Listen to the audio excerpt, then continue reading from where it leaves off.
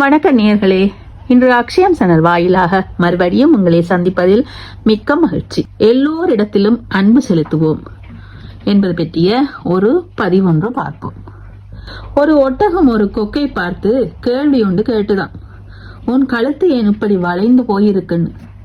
இதுக்கு உடம்பே வளைந்து போயிருக்குது, அது கொக்கை கிண்டல் பண்ணுது. இன்றைய மனித சுபாவமே கிட்டத்தட்ட இப்படித்தான் இருக்குது.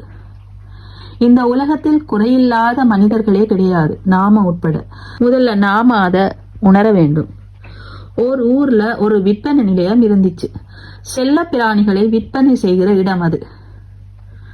நாய், பூனை, கிளி, புறா இந்த மாதிரி நிறைய விற்பனை பண்ணி கொண்டு இருந்தாங்க. நாய்க்குட்டி விற்பனை செய்கிற பகுதியில் ஒரு சிறுவன் நின்று கொண்டிருந்தான். கடைக்காரர் கேட்டார், என்னப்பா, என்ன வேணும்? இந்த நாய்க்குட்டி விலை என்ன என்று கேட்டான் சிறுவன். அது வெளிநாட்டு நாய்க்குட்டி, விலை 5000 கிட்ட வரும் என்றார். அவனிடம் இருந்ததோ வெறும் 50 ரூபாய். மறுபடியும் வேறொரு நாய்க்குட்டியை பார்த்து இது என்ன விலை என்று கேட்டார். அப்படி ஒவ்வொன்றாக கேட்கும்போது 2000, 3000, 1000க்கு குறைவாக எந்த ஒரு நாய்க்குட்டியும் அங்கே இல்லை. 50 ரூபாய்க்கு இங்க நாய்க்குட்டி ஏதும் இல்ல தம்பி என்றார். அவன் கவலையுடன் யோசித்தவாறே நின்று கொண்டிருந்தான். அப்போது ஒரு மூலையில் ஒரு நாய்க்குட்டி படுத்திருந்தது.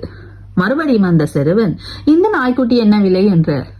அதுவா, அது தம்பி, அந்த நாய்க்கு கால் உடைஞ்சு போச்சு, அதுக்கு விலை எதுவும் இல்லை, இலவசமாவே எடுத்துக்கோ என்றார்.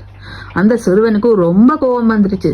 நீங்க ஒண்ணும் எனக்கு இலவசமா தர தேவையில்லை, 50 ரூபாயை வச்சுக்கொண்டு இந்த நாய்க்குட்டியை எனக்கு தாங்கோ என்றான். கடைக்காரனும் யோசித்தவாறே 50 ரூபாயை வாங்கிட்டு அந்த நாய்க்குட்டிய சிறுவனிடம் கொடுத்தான். அவருக்கு ஒன்றும் புரியவில்லை. இலவசமாக கொடுக்கும் போது ஏன் இவ்வளவு கோபிக்கிறான் என்ற. சிறுவனுக்கு ரொம்ப மகிழ்ச்சி. நாய்க்குட்டியை அணைத்தவாறு சந்தோஷமாக நடந்து சென்றான். கடைக்காரனுக்கு ரொம்ப ஆச்சரியம். வெளியே வந்து பார்க்கும்போதுதான் தெரிஞ்சது, அந்த சிறுவனின் காலும் முடியாது. தாண்டியே நடந்தான். அப்போதுதான் கடைக்காரனுக்கு எல்லாமே புரிந்தது.